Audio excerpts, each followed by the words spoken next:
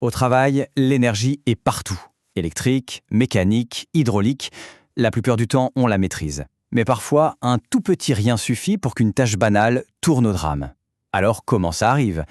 On va décortiquer ensemble l'anatomie d'un accident pour voir comment ce qui est invisible peut devenir fatal. Prenons l'histoire d'Henri. Une perceuse, une échelle en métal et un fil de terre qui manque. 3 fois rien, on pourrait se dire. Sauf que la combinaison de ces 3 détails, elle a été fatale. Le cas d'Henri, ce n'est malheureusement pas une exception. Ça met juste en lumière les risques qui nous entourent tous les jours sans même qu'on s'en rende compte. C'est la grande question, n'est-ce pas? Comment un simple dépannage se transforme en drame?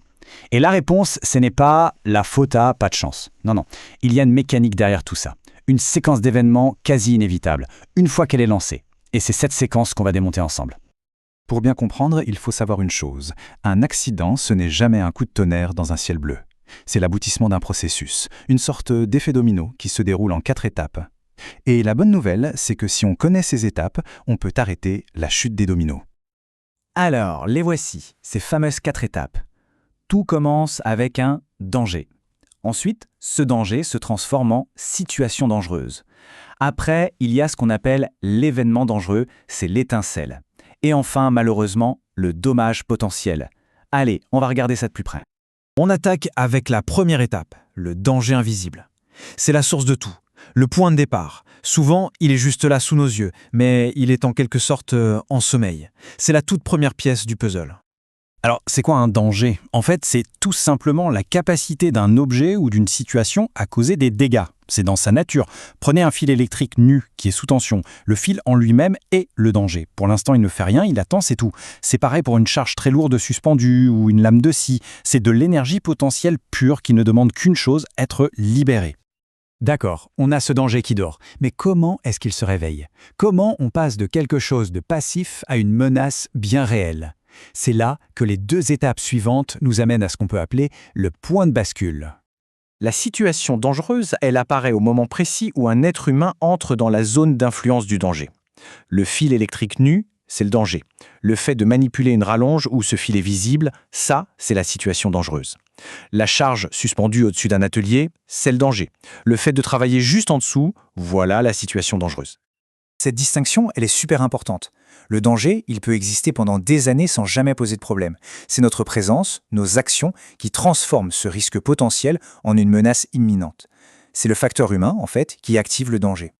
Et là, on arrive à l'étape 3, l'événement dangereux. C'est l'étincelle, l'instant T, l'action ou la défaillance qui libère toute l'énergie.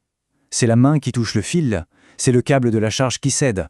Ou, comme dans l'exemple, c'est cette main qui s'approche pour nettoyer près d'une lame qui a l'air arrêtée, mais qui tourne encore sur sa lancée. C'est à cet instant précis que l'énergie est libérée. Et voilà, le résultat, le dommage, les conséquences. Et là, ça peut aller de la blessure légère au pire. Électrocution, brûlure, écrasement.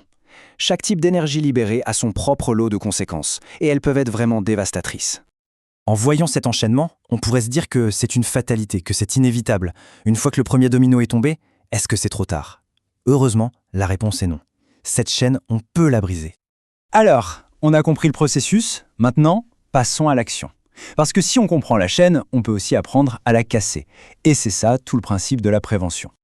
Et c'est là que notre regard doit changer. Ce processus en 4 étapes, ce n'est pas une condamnation. En fait, c'est une feuille de route.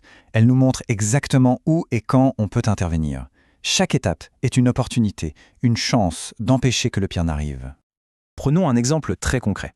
Ici, l'événement dangereux se produit. Une personne touche une pièce sous tension.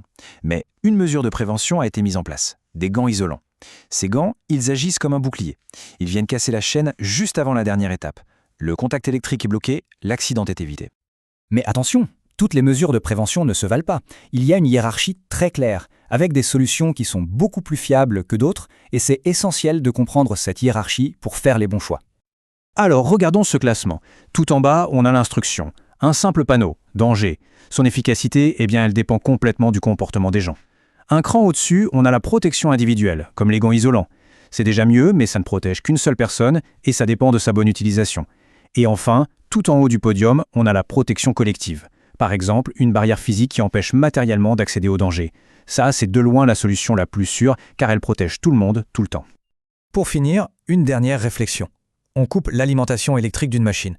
On se dit, c'est bon, plus de danger. Mais est-ce que c'est vraiment le cas?